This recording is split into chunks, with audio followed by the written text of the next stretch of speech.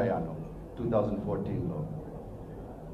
అప్పుడు based on my qualifications and capabilities ఎంపీగా వెళ్తేనే బాగుంటుంది అని అనుకొని చిత్తూరు అండ్ తిరుపతి రెండు రిజర్వ్డ్ కాబట్టి I had to consider some other place and I studied అంటే 2-3 చోట్ల నేను బాగా డీప్గా స్టడీ చేశాను. స్టడీ చేసిన తర్వాత I felt TDP is right party and Guntur is right place for me. అప్పుడు విన్నింగ్ పార్టీ అని కాదు, విన్నింగ్ సీట్ అని కాదు, బట్ ఐ ఫెల్ట్ ఇది right leader and right place అని నేను కోరుకొని టీడీపీ పార్టీలోకి వచ్చాను. నేను కోరుకొని గుంటూరులో వచ్చి కంటెస్ట్ చేసేది జరిగింది. గుంటూరు అయితే ఫ్యామిలీ రిలేషన్స్ ఉన్నాయి, ఎన్జి రంగా గారు మా తాతగారు సంబంధాలు ఉన్నాయి. It's an urban place, 50% urban 50% rural అయితే నా పర్సనాలిటీకి కొంచెం సూట్ అవుతుంది అనుకున్నాను. And politically vibrant political centre of Andhra Pradesh కాబట్టి జరిగేవన్నీ ఇక్కడే జరుగుతాయని కూడా అనుకొని ఇక్కడికి వచ్చాను. ఒక అడ్వాంటేజ్ ఉండింది, ఎందుకంటే ఇక్కడ ఇంతకుముందు మా అమ్మ కానీ నేను కానీ పాలిటిక్స్ చేయలేదు కాబట్టి ఒక క్లీన్ స్లేట్, నో బ్యాగేజ్తో వచ్చాను.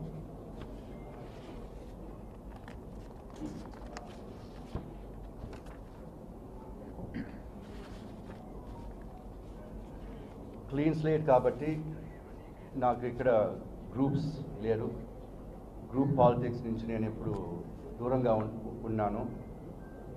ఎవరెవరో పార్టీకి సిన్సియర్గా పనిచేసేవాళ్ళు, రిజల్ట్స్ తీసుకొచ్చేవాళ్ళు, వాళ్ళే నా గ్రూప్ అనుకొని నేను పనిచేసేది జరిగింది.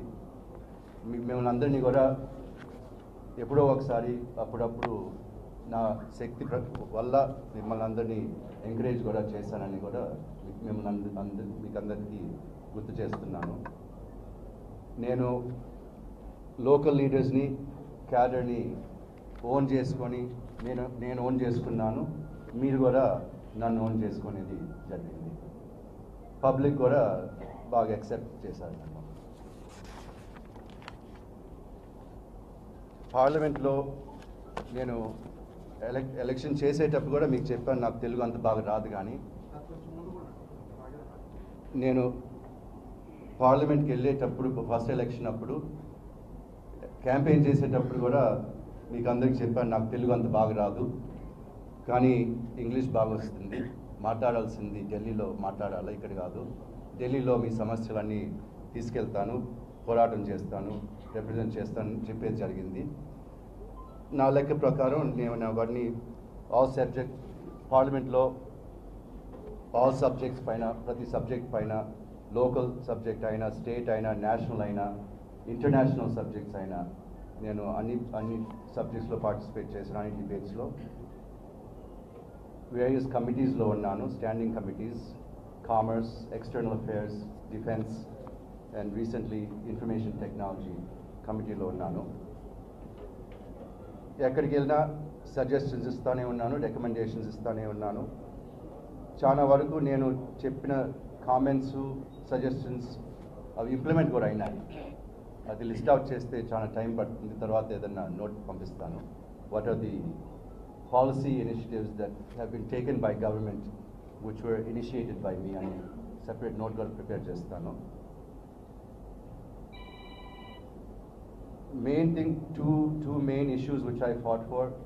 10 ఏళ్ళ నుంచి special category status, AP reorganisation యాక్ట్లో ఇంప్లిమెంటేషన్ ఆఫ్ ఆల్ కమిట్మెంట్స్ అనేది ఫస్ట్ బడ్జెట్ స్పీచ్ నుంచి లాస్ట్ బడ్జెట్ స్పీచ్ వరకు ప్రతి బడ్జెట్ స్పీచ్లో గట్టిగా మాట్లాడేది జరిగింది. అదే 10 సంవత్సరాలంటే సామదాన భేద దండ అని అంటారు. అట్లాగా ఆ ఎస్కలేషన్ ప్రాసెస్లో ముందు సామతో మొదలుపెట్టాము, మళ్ళీ ఫైనల్గా దండాకి వెళ్ళాము, మళ్ళా ఇప్పుడు సామాధానలోనే ఉన్నాము. ఇంకా అది జరగలేదు, కానీ మనం అందరూ పోరాటం చేస్తూనే ఉంటాం.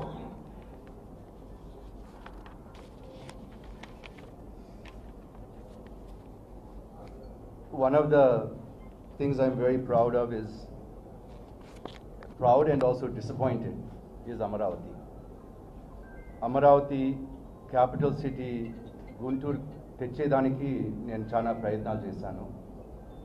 ఎంపీగా ఫస్ట్ ఎలక్ట్ అయినాక ఢిల్లీలో Telugu Desam party parliamentary party meeting పెట్టారు చంద్రబాబు నాయుడు గారు. అదే ఫస్ట్ మీటింగ్. ఇంకా ఓత్ కూడా తీసుకోలేదు. అప్పుడు అందరూ ఫ్రెష్లీ ఎలక్టెడ్ ఎంపీస్, ఇప్పుడు 18 మంది ఉన్నాము Lok Sabha MPs. Around the table ఒక్కొక్కరిని మాట్లాడమంటా ఉన్నారు. ఎలక్షన్ గురించి, వేరే గురించి అన్నీ మాట్లాడుతూ ఉన్నారు. నాకు వచ్చేటప్పటికి నాకు టైం ఉండదని ఇమీడియట్గా నేను, సార్ ఇప్పుడు మన కొత్త స్టేట్కి క్యాపిటల్ కావాలా, 10 సంవత్సరాలు వెయిట్ చేస్తే 10 సంవత్సరాలు వెనక్కి పడిపోతాము. ఎంత తొందరగా డిసైడ్ చేసి ఎంత తొందరగా వెళ్ళిపోతే అంత మంచిది ఆంధ్ర వాళ్ళకి. డెవలప్మెంట్ మొదలవుతుంది.